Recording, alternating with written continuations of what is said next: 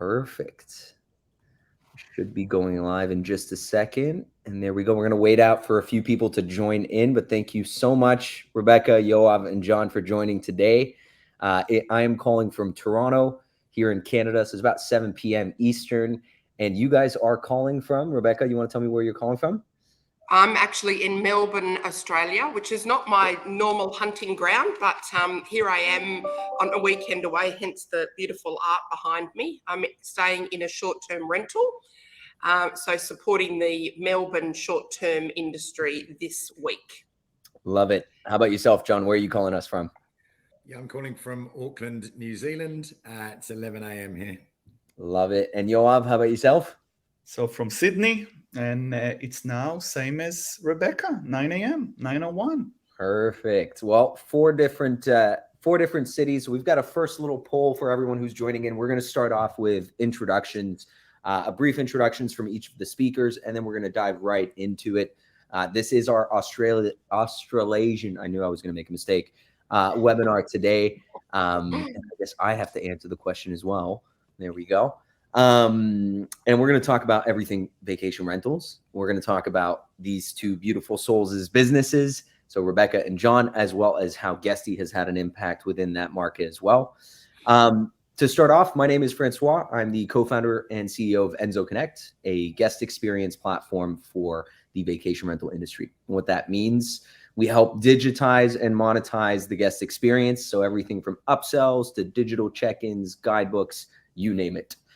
So if you are an Enzo Connect user, whether you're in the region or not, you can go ahead and answer that poll. And we're going to start off with an introduction from Rebecca. Rebecca, give us the spiel.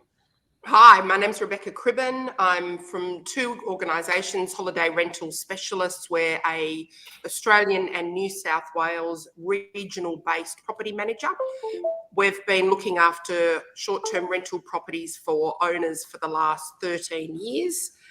Our numbers are probably up around 1,200 properties over those 13 years. We've taken 62,000 bookings and more than 500,000 people have stayed at the properties and short-term rentals we look after over those 12 years. Very proudly, our rent is well over 100 million and we've paid 70 million of that to our owners.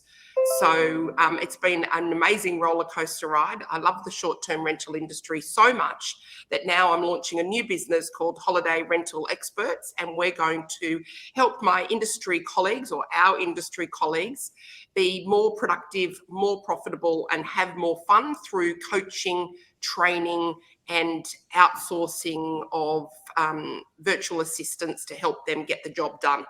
So that's me. Love it. Love it. Hence all the conference tours that you're going to be doing in the next couple of months, right? Love it. That's right. We can see you all on the road. Amen. Amen. Wonderful. And then next off, we've got John from the Urban Butler. Quick little intro as well. Yeah, I don't think I can compete with those numbers, Rebecca. Pretty impressive. So yeah, my name is John Laurie. I'm the founder and CEO of the Urban Butler. We are a mid to high end property management company based in Auckland. We have around 60 properties at the moment. And yeah, very, very much sort of tech-based, software-based property management company.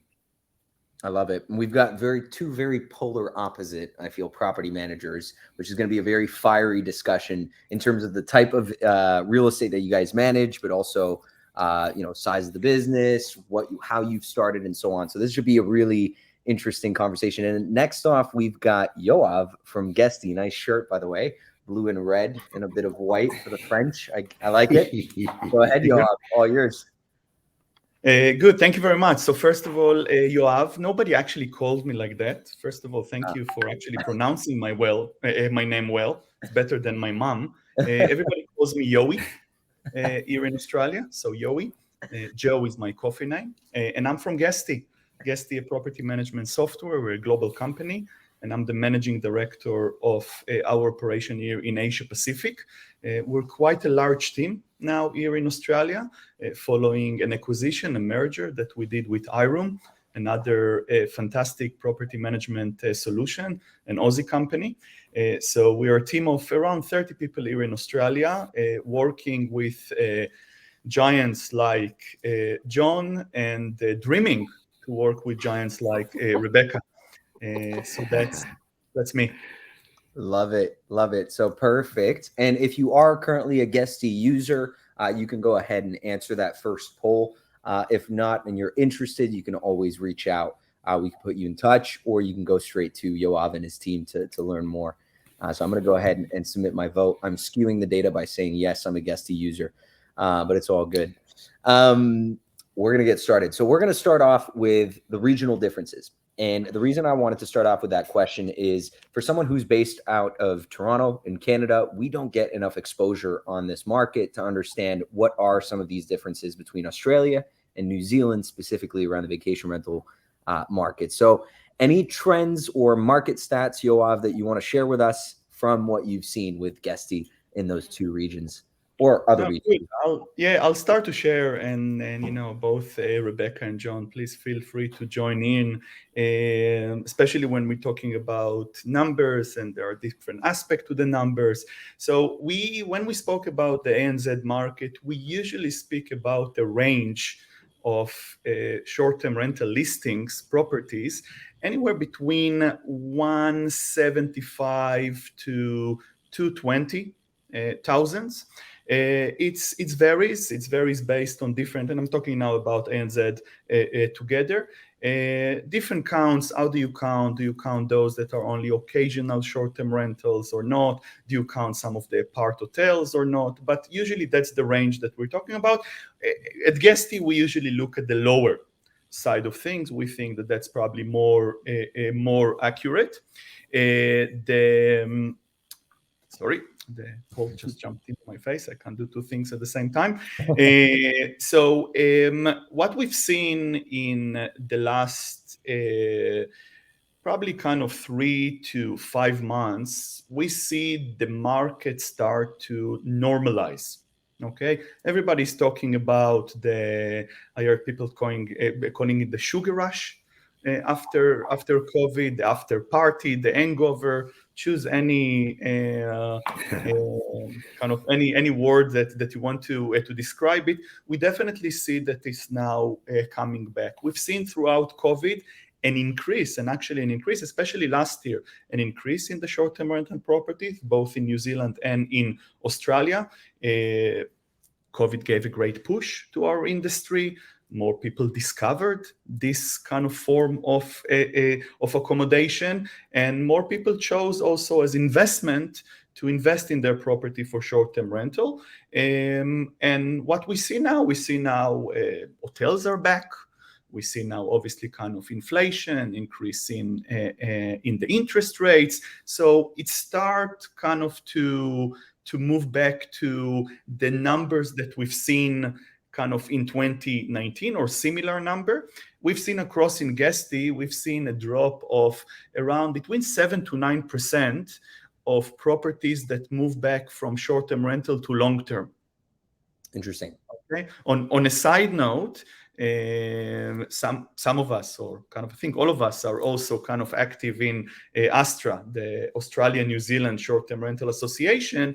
Lots of discussion about the impact of short-term rental on long-term. And here we actually see that the market sort of normalizes itself. So we see definitely now kind of properties are moving back to long-term. In terms of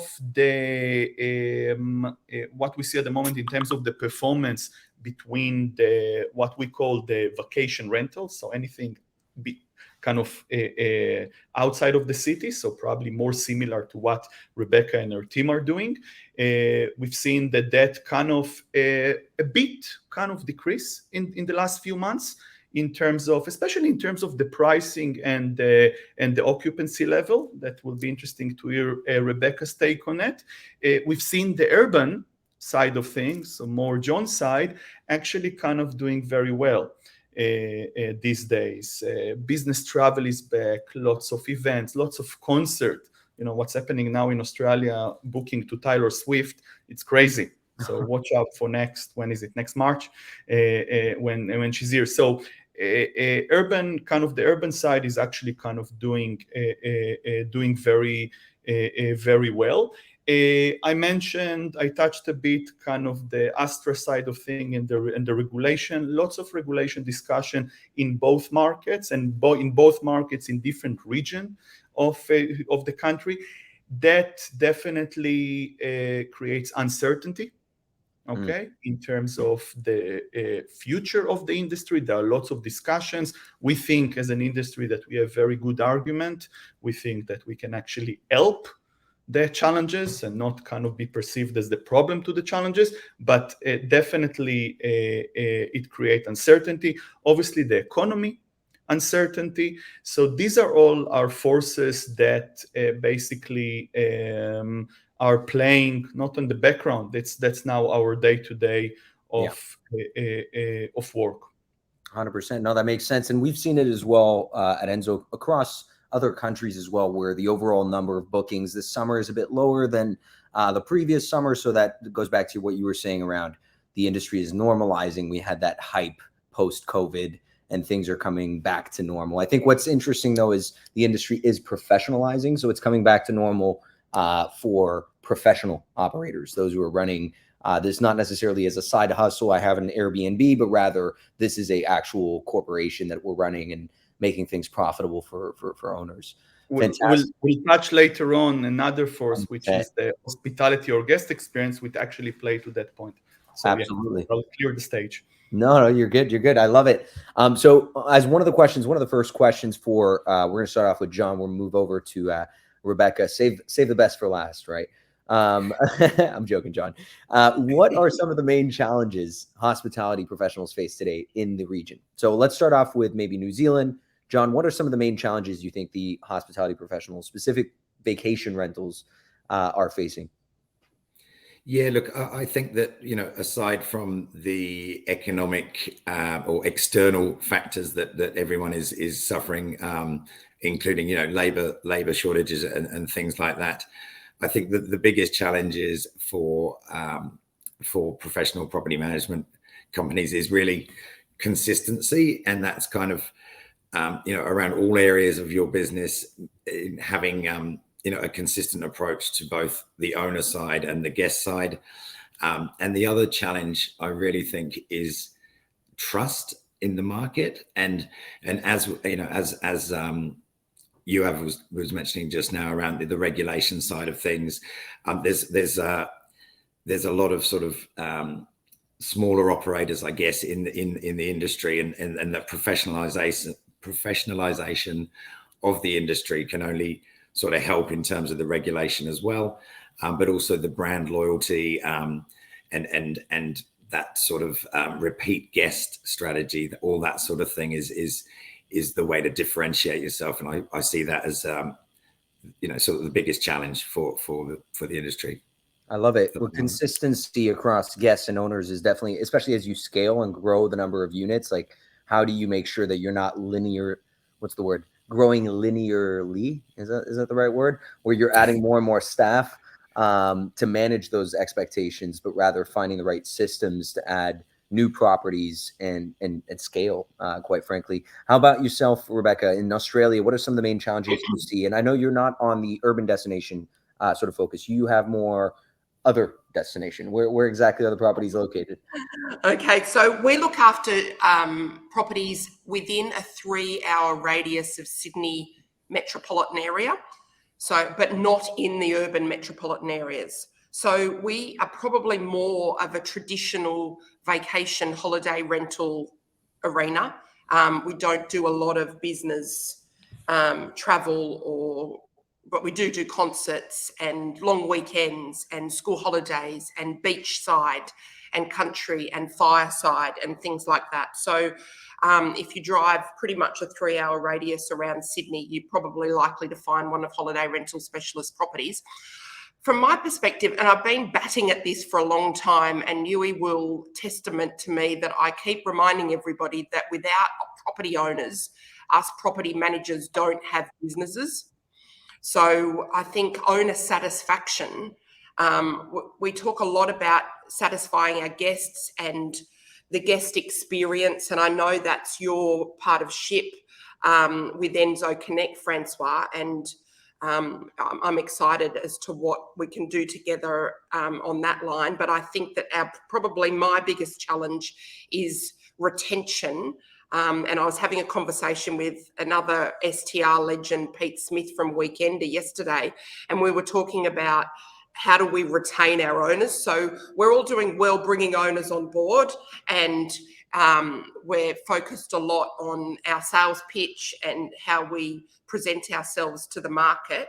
But he and I have decided that we need to focus somewhat on retaining our owners. And, you know, that the challenge is a worldwide challenge. It's nothing to do with Australia in specifics. But, you know, if I think about it, it's not easy either. Because we're in it for the long game. So it's not like a real estate agent or an estate agent, as they call them in America, that sells a property. They win the listing, they do the pitching, they do the marketing. It's all over in 6 weeks if the market's a good thing. The owner of the property loves them because they've done a great job and they've got the price that the owner wanted and knew what they were going to get anyway. We're in a market for on average 5 years or 7 years in Australia. If you can keep an owner for 7 years whilst they're actually owning that property, you've got to keep them satisfied through, you know, for us, an average of 44 bookings a year. So if you've got a tenant, it's only a year long. So I think as an industry, we don't have any technology. And the technology is obviously another challenge as well, that really helps us to manage the owner experience and the owner satisfaction, you know, and it's up and down because maintenance issues occur. How do you keep your eye on every single thing in every single property? How do you make sure that guests are satisfied so they give great reviews in order to ensure that the owner... So for me, the next 12 to 18 months, my number one focus, because we've spent a lot of time working in the other areas of the business, is to shore up our owner experience and make sure that our owners and the people that we actually work for and do the job for are, are advocates of holiday rental specialists. And I think that, you know, as an industry, we could do with some technology along those lines. You know, we're all building our own CRMs, or we've built our own CRMs, but there's nothing that necessarily plugs into our PMSs that is really managing that experience from the day you meet the owner for the first time, through the listing process, which is difficult and complicated as well, but right through all of the 7 years that we want to keep them on board and happy with us. And their satisfaction, we NPS score them, and their satisfaction goes up and down, and we understand that. But are we really managing them the way that we need to? I'm not, and I need to focus on that. That's a really interesting topic, because I've heard quite a few property managers building, to a certain extent, their own technology with what's it called, owner portals and such, just because there's more information that they want to provide, or there's certain information that they can't get from their PMS that they want to display in a certain way. So it's an interesting topic, maybe something to add to the roadmap, Yoav, to further push the owner portal side of things. I know you guys have one, though, if I'm not mistaken.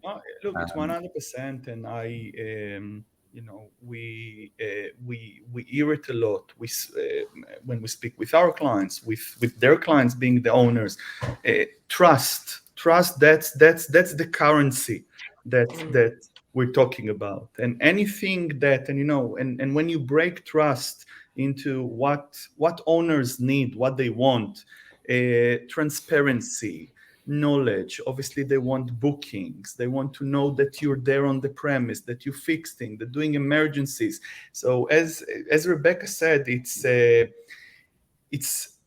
combination of a lot of things, and this is definitely a big area for the PMSs to invest in. 100%. Yeah. I couldn't agree more.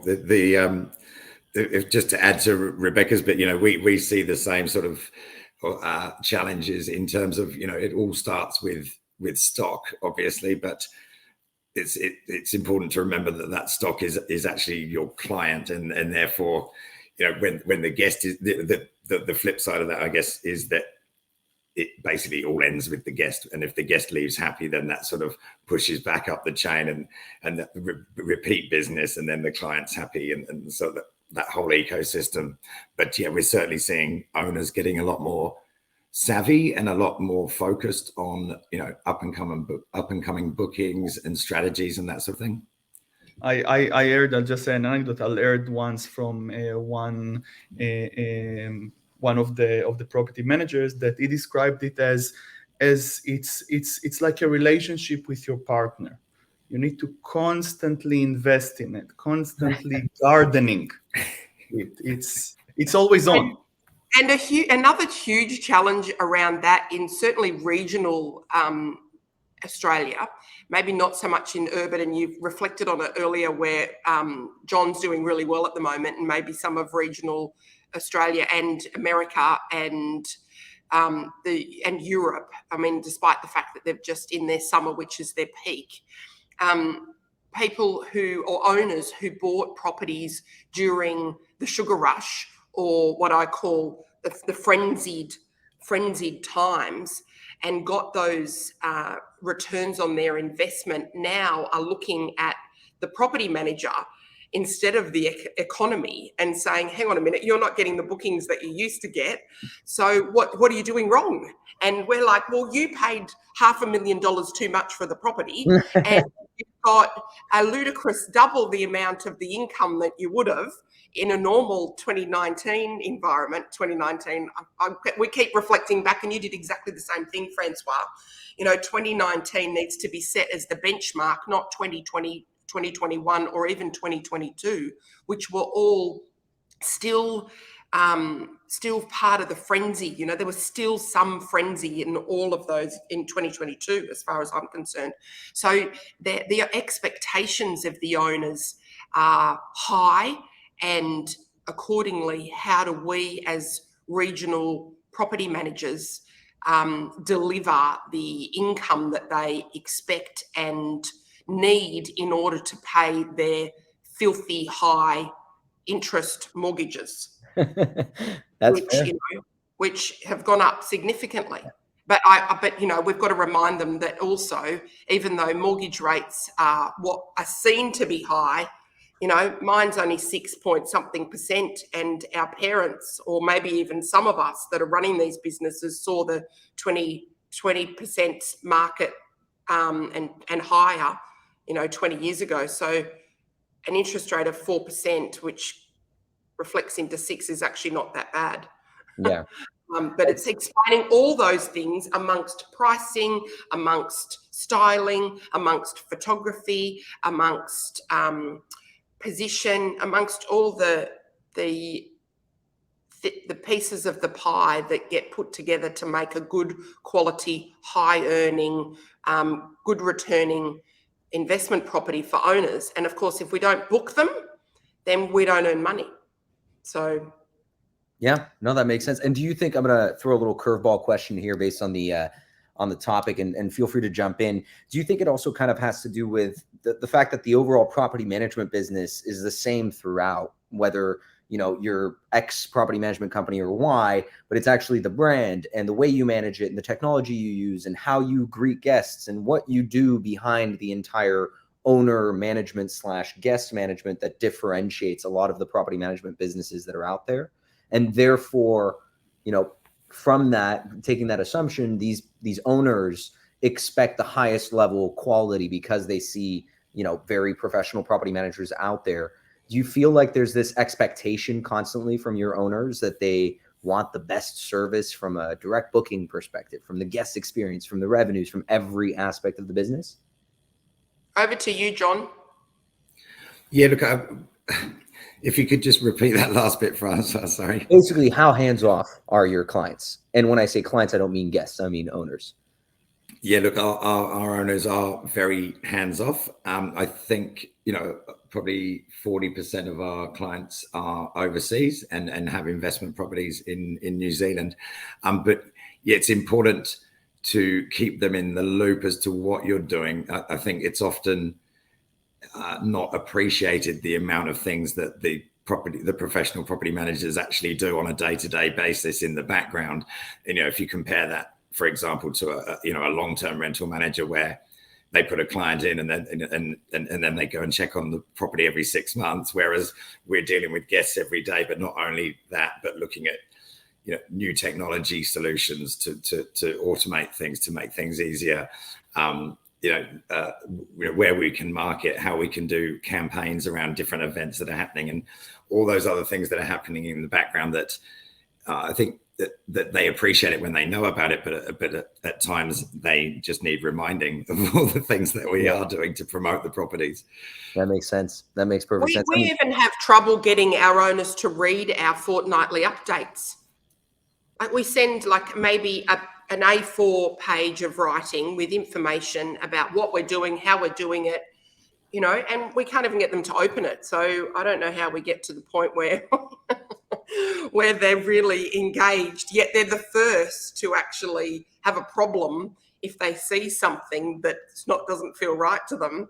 But we've probably described it and explained it in one of the newsletters that we've sent out previously. But so I think that it's funny, Francois, your question gives me a bit of a giggle because they think they're hands-on, but they're actually not hands-on, but they expect to be hands-on, but they don't want to be hands-on. And it's quite confusing. It's a bit it's a bit of a game that we play, I think. It's basically like they don't want to be hands-on because that's the reason they're hiring a property manager, but they want the visibility in case, I don't know, just have the visibility to have the visibility. Yeah, it's an interesting sort of bringing them on the journey, isn't it? Really, if they can see what you're doing, then I can see from the example from our partner, it's an art. Okay, it's an art in terms of Rebecca mentioned the updates. We've seen beautiful examples in the market. I always mention one example from Tim Mortimer from B&B Made Easy. He has beautiful data visualization, end of month reports. When he combine all types of data, and that tick the box of the transparency, that tick the box of, okay, I trust you, the knowledge bit. We've seen example like Made Comfy, another excellent company with their monthly newsletters on the type of booking that they're getting, on even feedback from clients, testimonials that they're bringing in. There is the entire area of how you kind of organize your owner statements, what type of information you put them, how clear it is, how transparent, how you eliminate questions through that. So it's there is definitely a lot of art in it. I love it. Well, it's all about striking a balance. Now, we have talked a bit about the challenges, but I want to talk about scale and growth because the two property managers that we have today embody this in so many ways. So let's dive into it. What are some of those main drivers for your growth and scalability? And again, we're going to go John, Rebecca. We can switch it up if you guys want. John, if I'm not mistaken, you started this just before the pandemic, or you saw scale like a crazy person during the pandemic, right? You want to talk to us a bit more about that growth? No, we didn't see crazy growth in the pandemic at all. Okay.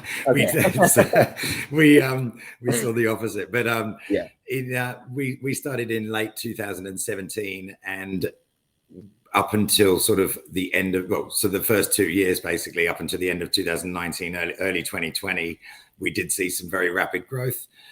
From 0 to sort of 65 properties within that 2 years, all in Auckland CBD. The challenges came around bringing in too many properties too quickly and not being prepared in terms of staffing levels and technology. And at that particular time, pre-Christmas 2019, which is our summer busy period, we lost a staff member.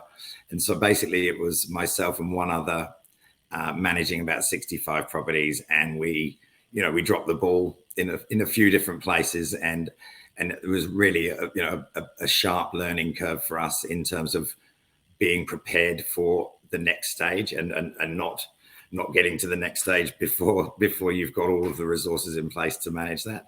Yeah. And so that's kind of what our sort of growth plans now all rely on, getting everything in place before we push to that next stage.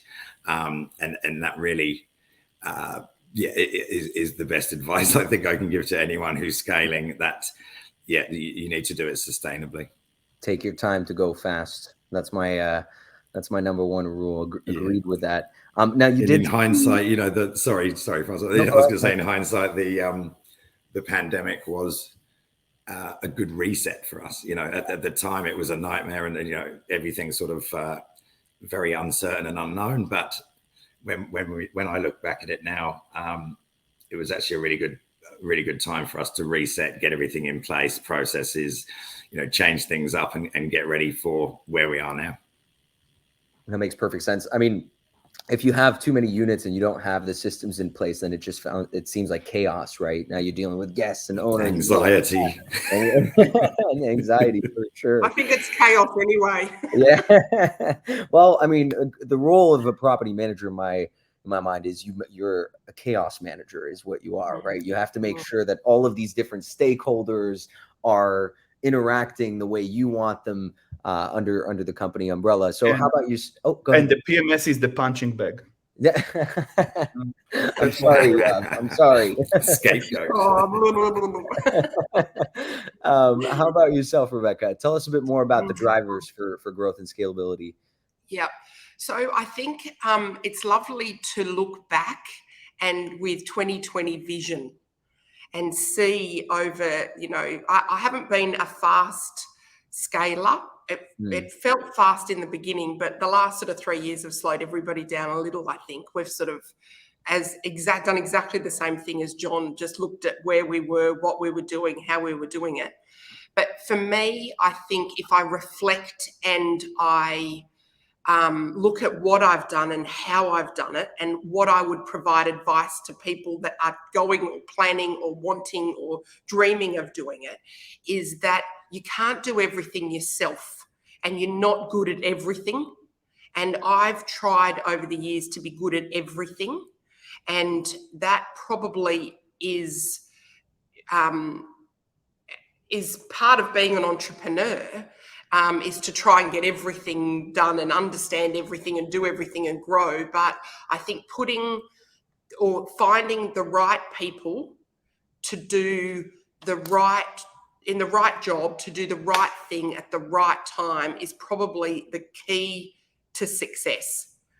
Because if I'd have done that, I've got some amazing people, don't get me wrong, and I've had some people with me for a really long time, but I think I probably held on to everything a little bit too tight, and I should have trusted and found resources and team members that could have focused on things that I didn't focus on because I wasn't that great at. Delegating, is that what you mean? Like kind of trusting your team to trust people and take a risk.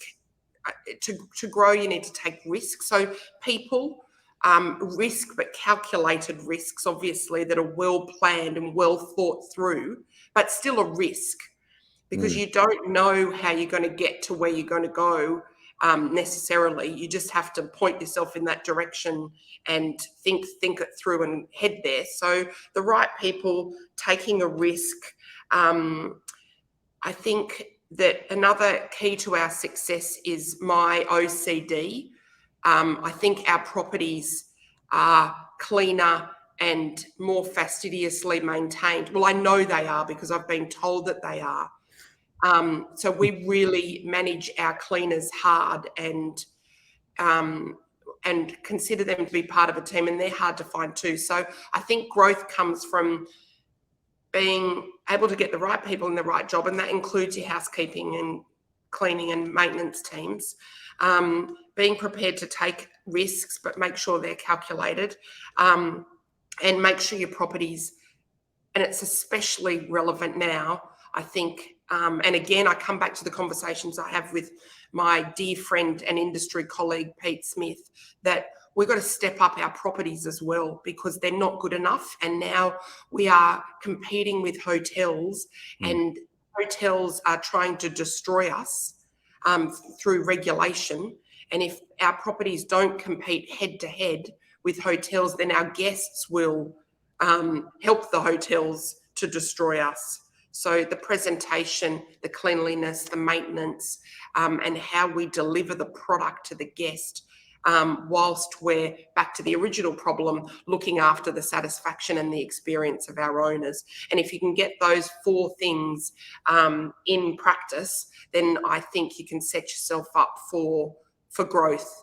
And have someone doing it too. Have a business development manager helping you grow, because if you've got, once you've got 50 properties, and John will tell you, you can't do it all yourself. Yeah. You need, but if you're the best person to do growth, then you do it and find somebody to do what you don't do as well as you do. Operation, Business.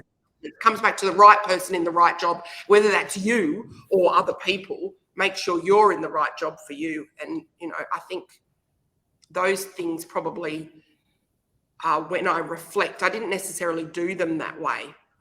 But when I reflect, I probably should have done them that way. And moving forward, we'll do them that way.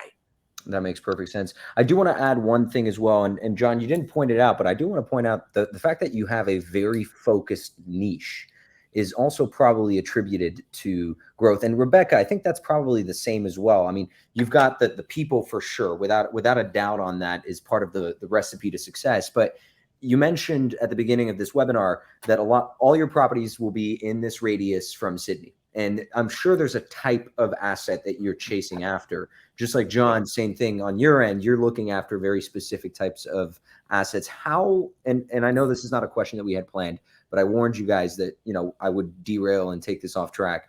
How does the asset itself play a role in sort of scale and growth for you? Is it something that you're chasing really after? Diversify? Yeah, for me, with regional properties, and that's another thing that I've realised over a period of time, don't take on shit. Like in the beginning, you're hungry and you're motivated and you really want to grow. So you take on anything and anyone that'll sign. Yeah. But it actually backfires in the end anyway. So, yes, niche into markets, but also niche into the property. So just recently, and I don't know why we haven't done it before, we've categorized our properties into our earn out of them, and we're going to manage our properties based on what we earn out of them and categorize the owners, I suppose. And in 12, 13 years, we've never done that before. I mean, we know who our big earners are, but we're actually going to change up the way that we treat our owners based on what we earn out of them. And of course, what we earn out of them is reflected in the quality of the property. Yeah. I mean, that's the difference between bad revenue and good revenue, right? It's like if you accept kind of everyone, yes, on paper you might have more revenues, but if they're headaches to manage those specific types of units, when you could be focused, they won't do what you need them to do. Yeah, that's right. They don't want to maintain their property. They don't want to spend money on styling. Yeah. We've worked out over those 13 years that if you don't update your property every 2 to 3 years, you get left behind. Yeah. They really. What's that?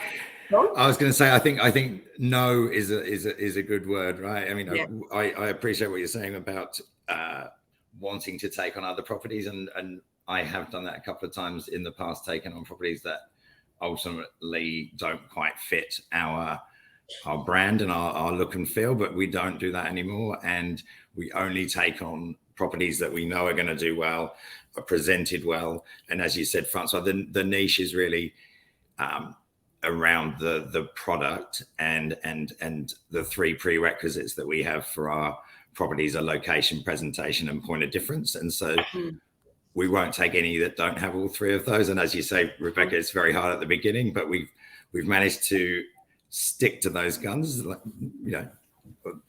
especially since the pandemic. And that's, I think, important in terms of scaling, is because it builds that consistency and the trust that I was talking about earlier, is just by having that niche product, that look and feel that fit the brand, just creates that extra sort of opportunity for growth, because people recognize what the product is and they know what they're getting each time they go there. Yeah, no, that makes perfect sense. In terms of, we've talked about scale, we've talked about challenges and growth. I want to talk a bit more about a subject that I know, Rebecca, you're not going to like too much, which is technology. So we've touched about it a few times here and there. I like it because we're going to have very opposite views here on, well, one from two tech companies and two from two property managers using technology. Let's start with Yoav though first, and maybe you can share a bit more, the steps to building the right tech stack and what types of tools they should be thinking about as they're scaling and growing. And feel free to share a bit more as well about Guesty by all means. Yeah. Cool. The steps or the ideal steps should kind of usually starts with really scoping and understanding the need of the property management company. I'm saying ideal because a lot of time we're rushing into the process and then figuring it out on the go. But ideally, there will be a good scope sitting with the team. One of the things that we're learning time after time, that it's not only sitting with the Rebecca and the Johns of the world, but actually sitting with their team members, their champions. These are the guys that make it happen, that run the processes. So getting from them, they give us a lot of input on how to do things that we might have missed and we need to add as features, or things that we need to make sure that we give them the right solution. So the first thing is starting by that. Call it scoping, call it pre-sale, call it sales engineering, whatever that will be. But that part is very important. Then, even if we take the conversation that we had here now, and we can see how much time and effort needs to be dedicated in owners management, how much time and effort needs to be spent in growth, in branding. We need to make sure that as a PMS partner, we automate, and I won't steal John as a very good sentence there. John, be ready with your punchline. I've got it as well. I'm throwing the ball. It's slowly becoming mine. Yeah, no, but we need to make sure that we automate as much as possible, because the main promise of whether it's Guesty or other good PMSs out there is really to make the life easier of the property managers. So once we kind of make sure that we're ticking that box, that's kind of first or the second most important thing. I would add here, now each one of the PMSs has their own kind of areas of strength. With Guesty, we are very proud on the inbox communication, on the analytics, but there are really other good companies there that have their own kind of strength. The importance of being able to connect to other third-party tools like yourself, or other in the market, that's more than ever, it's super, super important. We see many of our partners, they are kind of working on a best of breed approach. They want to make sure that they have the best task management, the best cleaning up, the best guest experience provider data. You need to make sure that everything is synced and work properly. A lot of work goes into that, because it sounds great in theory, and yes, we can connect, but we know kind of how the day-to-day in making sure that you maintain the API and making sure that the data moves from one side to another is super important. So connectivity and manage the connectivity, that's a key element. Training, constantly training and making sure that our partners are feeling comfortable with the tool. They know how to use, they know the different scenarios. Support is super, super crucial also when looking into your tech stack. It's probably the soft side of any tech provider, the support side, but similar with the relationship with owners. It's also built upon trust. communicating on a regular basis, making sure that you're on the top of everything, that you're taking care of everything. That's while we're dealing with the tech side, that's the other side, the operation around it. So just to quickly kind of to summarize, make sure that you scope well the needs, make sure that you tick the box of we are here, first of all, to make the life easier. We need to reduce work. And often, and that's not only with us, with others, often it happens that we might create more work. Not good. We need to make sure that we reduce the amount of work, and we need to make sure that we connect to a third party and maintain it very well.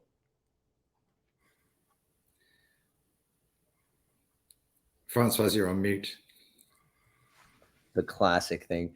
I was just saying, and fantastic point, Yoav, and this is why we love our connection to Guesty, because, well, one, the data flow is quite seamless, and it is so crucial for more innovation to happen around the ecosystems that PMSs are creating.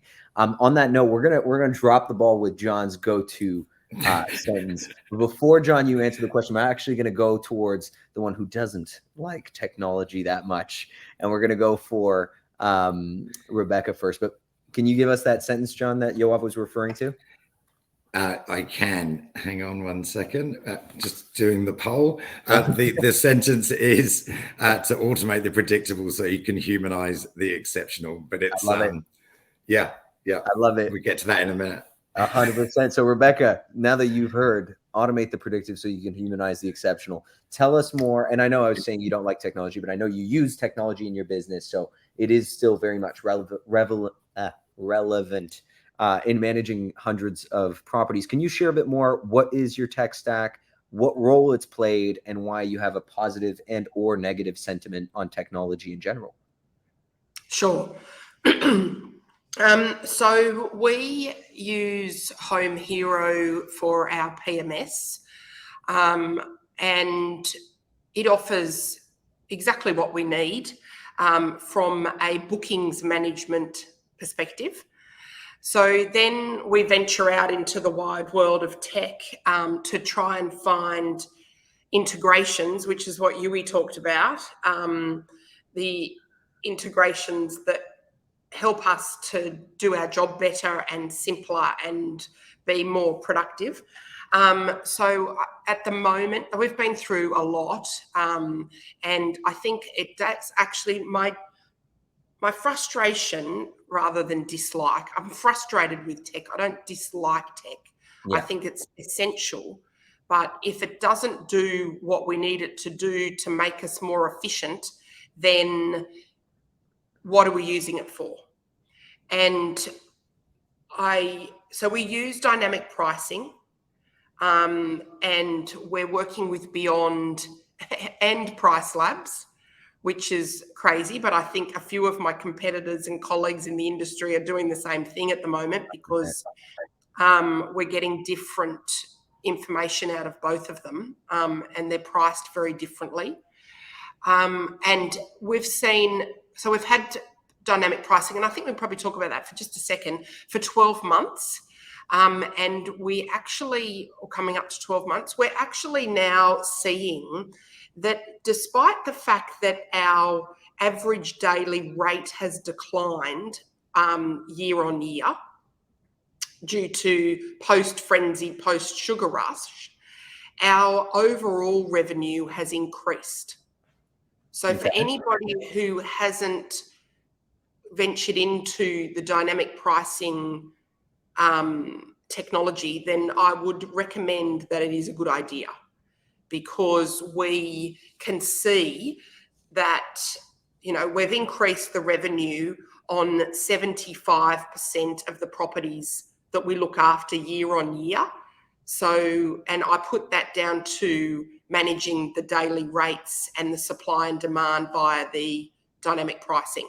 But it doesn't do it for you. There's it's a lot of work to actually make it happen, but it's smarter than using your brain. So, my team would say Rebecca is a great dynamic pricer in my head. Like, I can work out the market and I can work out, property's worth and what someone's prepared to pay for it based on the number of forward bookings, based on the average daily rate, et cetera, et cetera. But you can't do that for 350 properties that we look after at the moment. Yeah. You know, That gives me anxiety just thinking about it. Yeah, exactly. So, you know, it's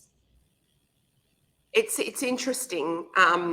And I like the dynamic pricing, and I don't like the cost of it. I think it's very expensive from what we get out of it. But I'm hoping that the movement in the economy and the market down, but still increasing our revenue up, will pay for the cost of dynamic pricing for us. And we'll be able to move forward with that. We're moving into guest tools as well. And I think that they're really important. But I think the most important thing as far as the experience is concerned from a guest perspective is the unified communication methods, you know, and the availability of all those communication methods, which to drop into one box and be able to communicate that way. However, whilst we're talking about that, we need that from an owner perspective as well, because, you know, I've got people that are using their mobile phones to occasionally call an owner instead of our phone system. Owners are getting their mobile phone numbers, so then they're sending texts or WhatsApps or, you know, we're getting emails. There's a portal that Home Hero provides, you know, so communication tools with our guests, with our owners, and with our housekeeping and maintenance teams, all unified, is a technology that I think is essential. And we don't have it, but we're working with Enzo Connect to get it. And Home Hero are working on it as well. And CRM, we're using HubSpot for our sales. I think that that's important as well. You know, we're still listing a good number of properties a month, so there's still market share to be had out there, and we need to stay on top of your pipelines and the like. But yeah, so I like technology. It just frustrates me, and I think it's the most important thing is how it integrates with your PMS. Yeah. You hit the nail on the head. It's like, you know, if it doesn't integrate, then you're doing things 6 times. Yeah.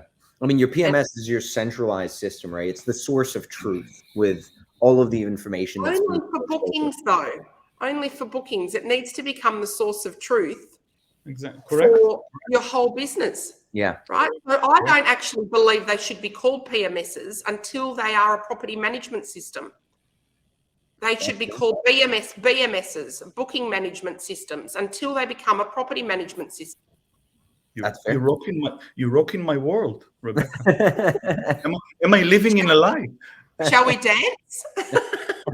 No, look, there is another component that also relates to the tech stack that becoming even more and more crucial. It's been crucial for a long time, but that's the trust accounting component. You spoke about the single source of truth. That's a big source of truth that you need to make sure that it's connect. Probably the holy grail of the industry is to get into the perfect sync and as all in we one. get more regulated, it's highly likely that we will be required to manage money all over the world. You know, as soon as I know there's lots of places where you don't require a trust account. In fact, I'm in one at the moment in Victoria. There's no necessity to hold money in trust, which is lovely because you can offset your mortgage against your funds that you hold. But yeah, I think actually, whilst we're talking about that, I think we should also talk about technology from the perspective of a direct booking website.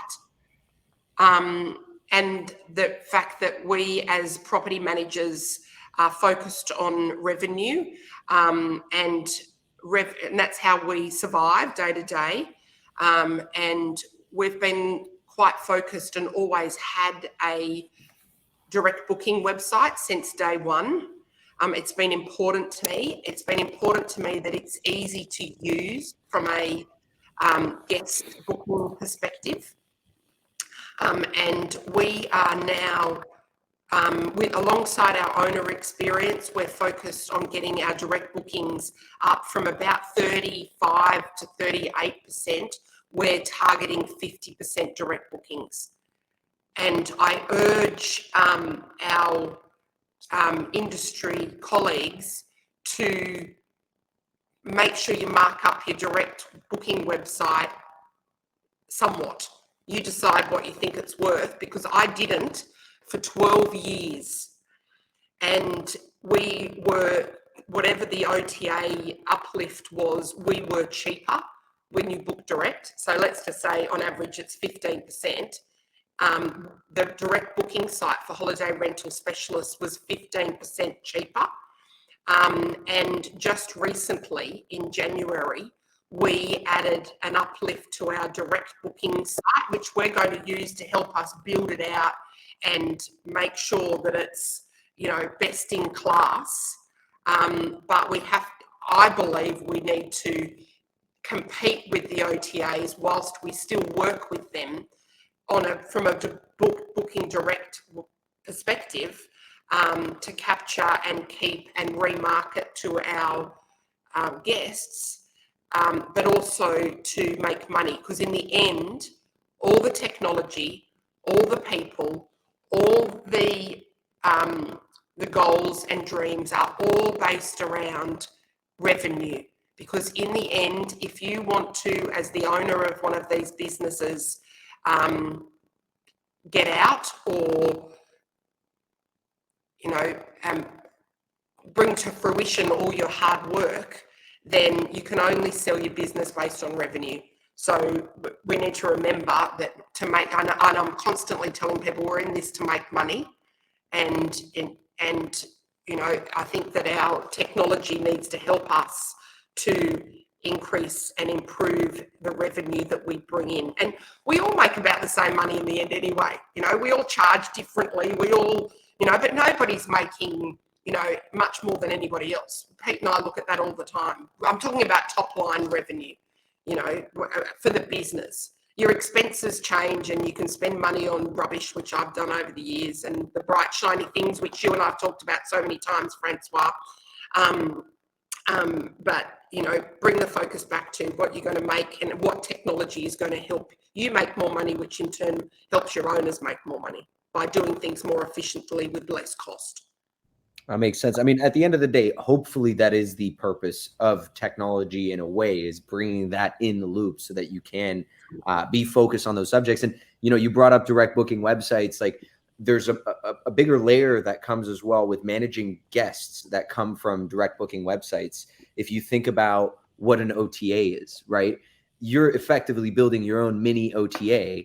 And the fact that Airbnb has pooled millions of resources in getting guests and vetting them and creating an experience that allows for a seamless booking experience is kind of the same approach when it comes to your direct booking website. Now, going back to that same question, and I know we're hitting time soon, but I want to go back to the automate the predictive so you can humanize the exceptional, because I think that embodies perfectly where technology is headed in the vacation rental industry, but also where property managers using technology are headed as well. John, all yours. Yeah, absolutely. I think that's it basically summarizes the whole thing for me.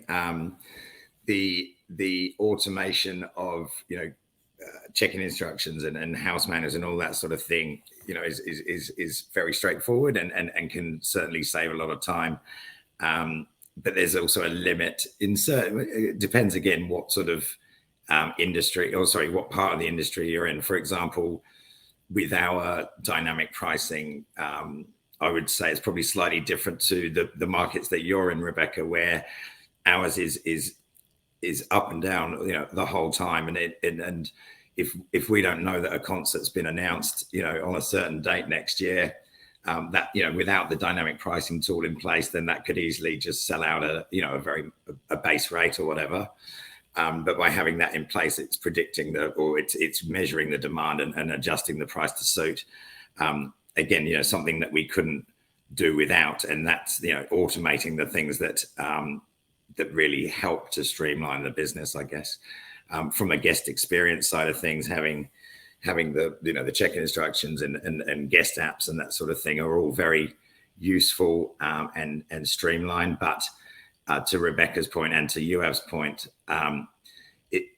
everything has to connect, and if it doesn't, then it creates more work. But what I'm excited about and what I see is already happening, in quite large scale across the industry, is that consolidation of those additional services and additional add-on apps, etc., for whatever part of the business it is, being consolidated into the PMSs.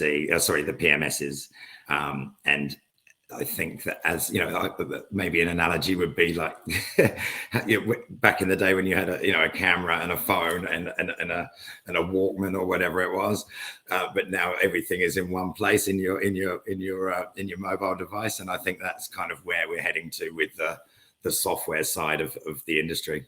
And I'm looking forward to it. 100%. It goes back to that connection. I mean, at the end of the day, the information is sitting in so many different places. It's making sure that we're all playing friendly so that, at the end of the day, it's you guys benefiting from the insights that are driven from that data. So interesting topics around, dynamic pricing, guest experience, technology in the industry. What would you say is the most prevalent technology in Australia when it comes to vacation rentals? Because the concept of digital guest experience, I feel like, might be nascent in the space, where it's still greeting guests at the door and so on. It's a bit more old school. Have you seen an evolution already in terms of people wanting a digital check-in and a digital everything, or is that still on the slow burn, if you will? Well, certainly from our point of view on the urban side of things, we just find that our guests want to be independent as possible, contactless, pick up keys, know what they're doing, and have the luxuries of the property, but without the fuss of the easy communication. Everything like that just makes it seamless for them. That makes sense. How about yourself, Rebecca? Yeah, I think, from our perspective, holiday rental specialist perspective. And by the way, Rebecca, just going to interrupt you real quick, but is your mic doing a little weird sound, or is it just on my end? John, Yoav, are you guys hearing that as well? Yeah, I can hear that. So it's like you're DJing on the side, Rebecca. I'm not sure if that's... might be the internet. Is that any better? Maybe I know this is gonna sound really weird, but just shake the laptop a bit. It feels like there's something stuck in the microphone for some reason. A bit of water. I don't know. Yeah. No, don't do that. Not really, but we can still hear you, so go for it. Oh, gosh, technology, far out, Francois. maybe it's her voice in AI, Francois. That's the next thing. Maybe I'm going a bit croaky. Now I've lost my train of thought. Sorry. That's okay. Yes. Okay. The prevalence of about on the check-ins, on the digital or remote. Yeah, guest expectations. I've never done. So even 13 years ago, we had key safes. However, in one of the areas that we operate, all of our competitors, bar one, you still have to go into the real estate office to pick up the keys.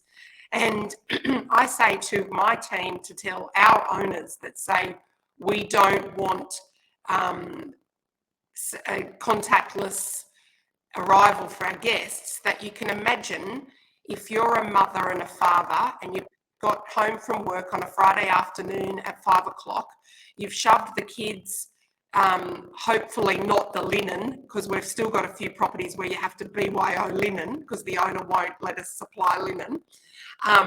And you jump in the car, the kids bash each other up and say, are we there yet, for 3 hours while you drive to somewhere on a Friday night.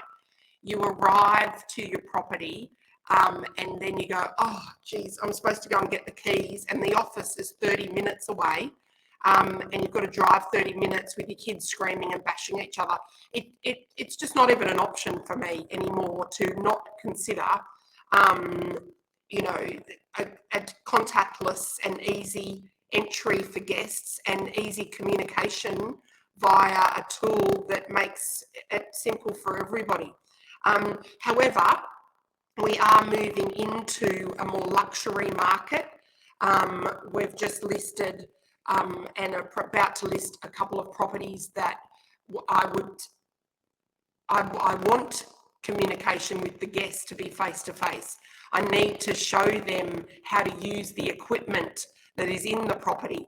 So I think there's a difference between guest communication and guest entry and a concierge service. And let's, distinguish by property and by guest and let them decide what they want, I think is a really nice way to look at it. Yeah. 100%. No, I completely agree. And I think this is where I'm going to, we're going to end off on this note because I know we're over time, and I'm sure for me, I'm going to bed after this, but for you guys, it's Monday and you have to get to work. The idea of configuration, I think, is one of the key things that might be missing in this industry when it comes to technology, because every owner is different, every guest is different, every property is different, every property management company is different. Technology needs to be able to adapt as well to the needs of every unique business that is out there. So I really agree with that, Rebecca, and also providing the convenience for the guest to choose. Giving guests choice always removes hassle, I find.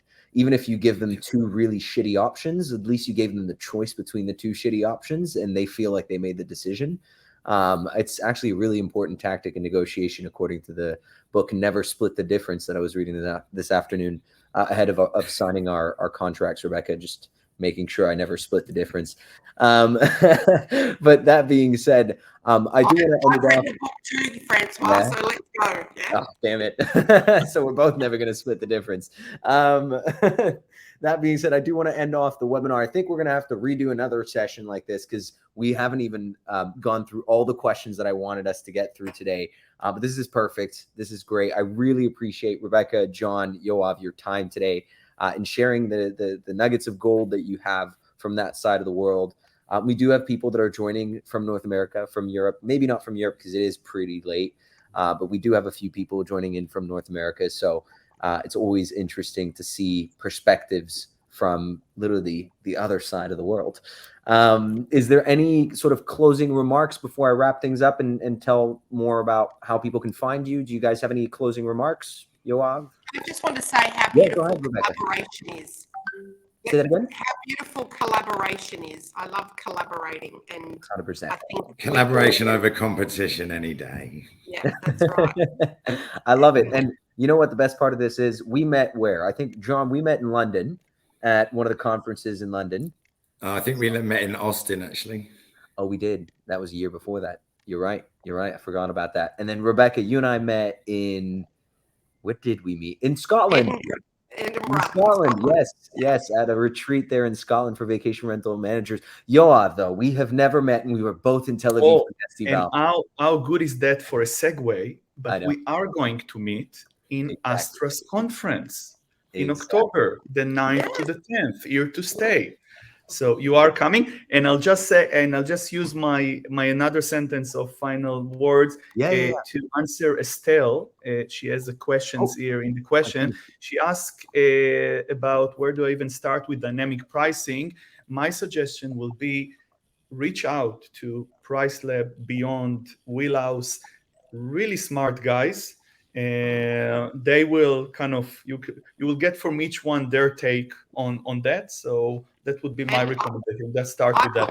I put my number in the group chat as well. And Francois, I'm happy for you to give it out to anyone. They can WhatsApp me, and I'll tell you my experience with dynamic pricing. Happy to do that.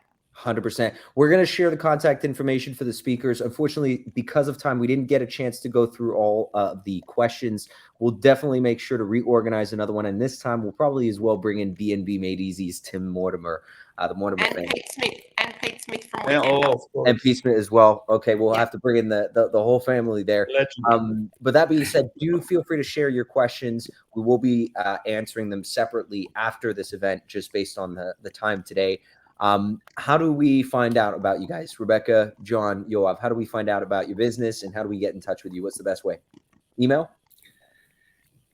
For me, you can contact through the website urbanbutler.com or look me up on LinkedIn. Love it. Yep. same. You can find me by holiday rental specialists or holiday rental experts. My mobile number's in the chat in here, or on LinkedIn as well. Facebook, probably not so much Instagram, but ask anybody in this group and we'll put you in touch with each other. Perfect. And Rebecca, by the way, these past 10 minutes, you've had the most robotic voice ever because of the microphone issue. You're good. It's hilarious. I'm trying not to laugh. It's the voice of God. It's the voice of God. As we Because you refer don't to like technology. living. Exactly. The queen of short-term rentals. I love it. I love it. And how about yourself, Yoav? How do we get in touch with guests? LinkedIn or usually kind of LinkedIn or email yoav@guesty.com. Quite easy. Perfect. So on that note, we're going to wrap things up. Thank you so much for joining today. We will see you at the conference in Sydney, October 9th and 10th. October 9th to the 10th, here to stay. The 10th. Don't miss it. Thank you so much, everyone. Thank you, guys. Thanks Bye. for Bye. Thank you. Cheers. Bye. Bye.